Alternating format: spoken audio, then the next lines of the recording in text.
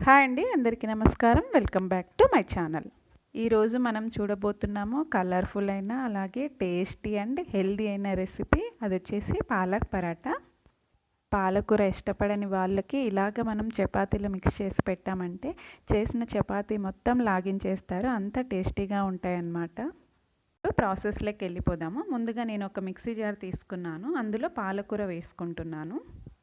పాలకూర నేను కాడలతో సహా వేసేసుకుంటున్నాను, ఎందుకంటే ఇది పేస్ట్ అయిపోతుంది కదా, సో కాడలు తీయాల్సిన అవసరం లేదు. అలాగే నేను ఇది ఒక పెద్ద కట్టెలో హాఫ్ తీసుకున్నాను పాలకూర. అలాగే కొద్దిగా కొత్తిమీర కూడా కాడలతో సహా వేసేసుకున్నాను. తరువాత ఒక 2 పచ్చిమిర్చిని ఇలాగ చిన్నగా కట్ చేసుకొని వేసుకుంటున్నాను. దీంతో పాటుగా కొద్దిగా సాల్ట్ వేసుకుంటున్నాను, ఎందుకంటే పచ్చిమిర్చి ఆ చేదు అనేది రాకుండా సాల్ట్ యూజ్ అవుతుంది. అలాగే కొద్దిగా జీరా కూడా వేసుకుంటున్నాను. దీంతోపాటు ఒక చిన్న అల్లం ముక్క కూడా వేసాను.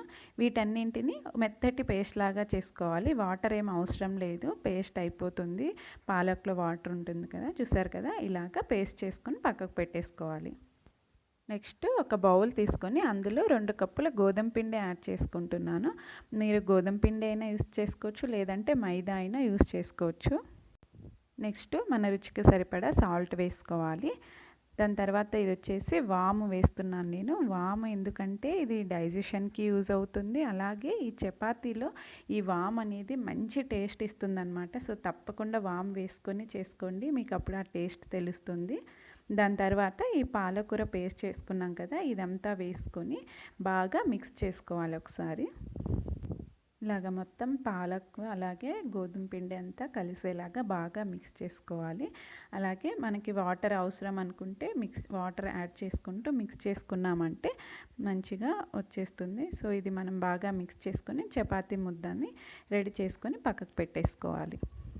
ఇప్పుడు పైనుంచి కొద్దిగా ఆయిల్ అప్లై చేసేసి ఒక 10 నిమిషాల పాటు మూత పెట్టేసి పక్కన పెట్టేసుకున్నామంటే చపాతీలు అనేది బాగా మెత్తగా స్మూత్గా ఉంటాయన్నమాట. ఇలా పక్కన పెట్టిన తర్వాత మనం నార్మల్గా చపాతీని ఎలాగైతే ప్రిపేర్ చేసుకుంటామో అలాగే ఇందులో నుంచి ఒక చిన్న ముక్క తీసుకొని ఇప్పుడు మనం దీన్ని చపాతీని ఎలాగైతే ఒత్తుకుంటామో అలాగే ఒత్తుకోవాలి. ఇప్పుడు పైనుంచి కొద్దిగా పొడిపిండి చల్లుకుంటూ మనం చపాతీని ఒత్తేసుకోవాలి. ఈ చపాతీలు వచ్చేసి మనం నార్మల్గా రెగ్యులర్గా చేసుకుంటూ ఉంటాము. మనం ఇలా పాలక్తో ప్రిపేర్ చేసామంటే టేస్ట్ అయితే చాలా బాగుంటుంది. ఒకసారి ట్రై చేసామంటే మళ్ళీ ఇలాగే ట్రై చేస్తామన్నమాట. మధ్య మధ్యలో వామ్ తగులుతూ చాలా బాగుంటుంది. వీటిని మనం నార్మల్గా ఇంట్లో పప్పు చేసుకున్నప్పుడు, లేదు అంటే పెరుగుతోటి తిన్నా, లేదు ఇలా ఒట్టిగా తిన్నా కూడా చాలా బాగుంటుంది. చిన్నపిల్లలకైతే పెరుగుతో పెట్టామంటే ఒక్కటి కూడా మిగలకుండా తినేస్తారు. ఇలాగా చపాతీలాగా ప్రిపేర్ చేసుకొని పక్కకు పెట్టేసుకుందాము మొత్తం అన్నీ. ఇప్పుడు నెక్స్ట్ స్టవ్ పైన ప్యాన్ పెట్టేసుకొని మనం చపాతీలు ఎలాగైతే కాల్చుకుంటామో సేమ్ అదే విధంగా వీటిని కూడా కాల్చుకోవాలి. ఇప్పుడు ముందు మనం ఒక సైడు కాల్చుకున్న తర్వాత మనం రెండో సైడ్ ఫ్లిప్ చేసుకొని ఆ తర్వాత వీటికి ఆయిల్ అప్లై చేయాలి. ముందుగానే ఆయిల్ వేయడం వల్ల ఏమవుతుందంటే పొగ బాగా ఎక్కువగా వస్తుందన్నమాట. సో ఇలాగా 2 సైడ్స్ కొద్దిగా కాల్చుకున్న తర్వాత ఆయిల్ అప్లై చేస్తే పొగ అనేది తక్కువగా వస్తుంది. సో ఇది కూడా మీకు యూజ్ అవుతుందని చెప్తున్నాను. సో ఇలాగా 2 సైడ్స్ ఆయిల్ అప్లై చేసుకుంటూ మనము ఈ చపాతీల్ని కాల్చుకోవాలి. ఇలాగ 2 సైడ్స్ మనము ఎర్రగా కాల్చేసుకున్నామంటే పిల్లలు కూడా చూడడానికి కూడా గ్రీన్ అండ్ రెడ్ కలర్లో మంచిగా కనిపిస్తూ ఇష్టంగా తింటారనమాట. సో అంత టేస్ట్ కూడా చాలా బాగుంటాయి. ఇలా మనం వీడియోలో చూపిస్తున్నట్టుగా 2 సైడ్స్ బాగా మంచిగా కాల్చేసుకొని ఇప్పుడు ఈ చపాతీని తీసి పక్కకు పెట్టేసుకోవడమే.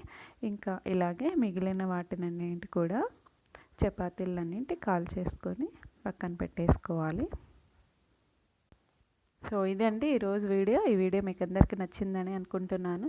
సో మీరు కూడా ఇవి తప్పకుండా ఇంట్లో ట్రై చేసి చూడండి.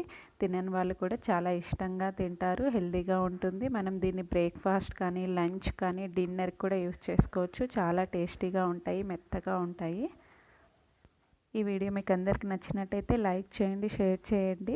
ఇంకా నా లేటెస్ట్ వీడియోస్ కోసం నా ఛానల్ని సబ్స్క్రైబ్ చేసుకోవడం మాత్రం మర్చిపోకండి.